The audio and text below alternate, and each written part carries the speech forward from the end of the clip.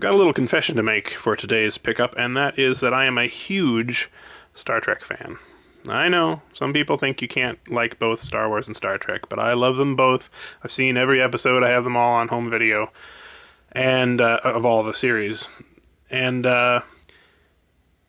so when I saw this on eBay, I couldn't resist.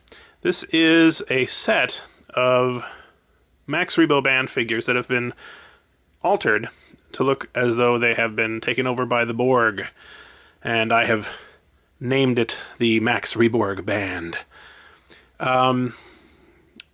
This is really impressive work here.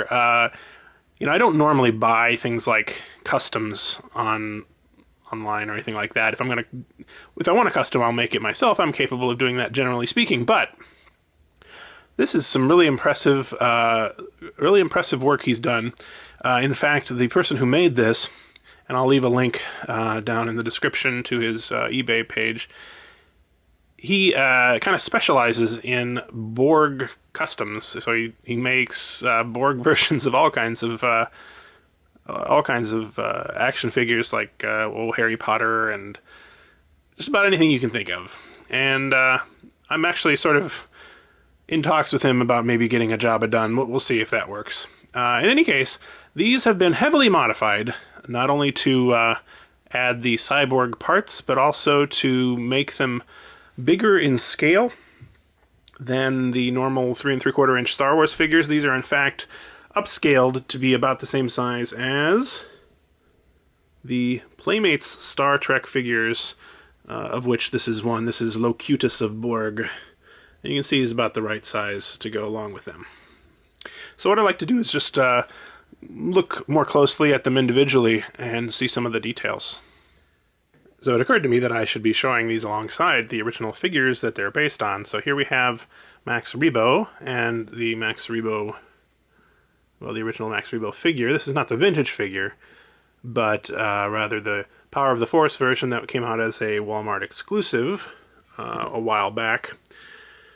As you can see, they're quite different in height, and I assume, I don't know all the details here. It looks like he's used some putty to sort of make the nose wider so that it'd be more in scale. He's you know, taken the hands and the feet, but much of the rest seems to be done sort of from scratch or from other figures and so forth. So it's very impressive. Probably what he did, he salvaged the joints is what I would imagine, because those are kind of hard to make on your own, but I'm not positive. And if we want to look more closely at the custom, you can see he's got a weapon of some kind here, and all these wires and cables. I really like that. This one in particular here it's a wire, or like an electric cable, but then he's got some copper wire wound around it, if you can see that. So just a lot of good detail on here. Now he does have very little in the way of articulation, and in fact he can almost barely he just barely stands up. You have to sort of position him correctly because of the way the legs are. So that's a little bit too bad, but I guess you could use a stand. There we go. There you could use a stand because he still has the foot pegs. Here we have SNoodles, and you can see again how different in scale they are. Basically, I think he's used, well, certainly the head, although it's been re-sculpted a little bit, and the arms and the legs, but then extended them. So basically, it's this hand and this foot are the ones you can really identify. Now, one thing I really liked about the way he'd handled this one is you can see she's got this unique foot, and he's used a robotic foot. In fact, oh, interesting, it says Universal Studios on it. I wonder if this is a maybe a Transformer foot, or you know, maybe some kind of robotic dinosaur. I don't know what it is, but it looks very appropriate for this figure. And we also have these interesting transparent wires with some sort of fluorescent details on them. Really, really excellent detailing on this. I really hate this version of SNoodles, the cartoony CGI version, but, you know, the Borg version is a little easier to take.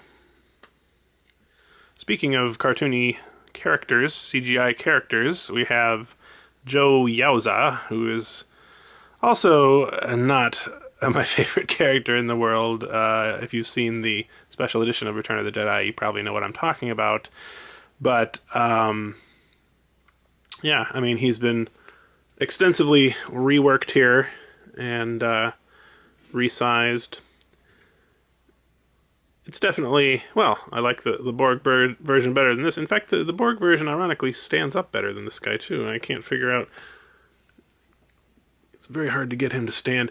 And, interesting little bit of trivia, this is the one of the very few Star Wars figures that I have that doesn't have any holes in the feet either, so you can't even use a stand unless you use a little white tack like you use for hanging up posters, which I did, I think, at one point, which is why there's white under there. Anyway, to look more closely at this figure, you can see that he's got sort of the head implant and all these plates and the ever-present wiring here. Really, really nice job. Now, I'm not going to force this. I don't think this moves either. No, it's kind of stuck in place, but that's fine. I don't really need a lot of posability out of these. They're just for display.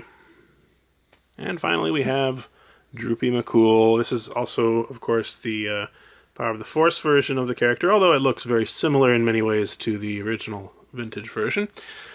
And he's been scaled up significantly. You know, just pretty much just like the other ones in the sense that he's got all these plates and wires and things, but they're all unique, which I really like. He hasn't reused a bunch of the parts. I'm really impressed by this this work here. So there you have it, the Max Rebo Band. I'd be interested to know if you like these customs, if you like Star Trek or not. I'm kind of interested to see if sort of the stereotype of Star Wars fans hating Star Trek is actually true. I personally love it, although I kind of love all science fiction to some degree or another. Yeah, and I'm definitely hoping to get the Jabba the Hutt version made as well, so we'll see if that actually comes to fruition or not. In the meantime, thanks very much for watching.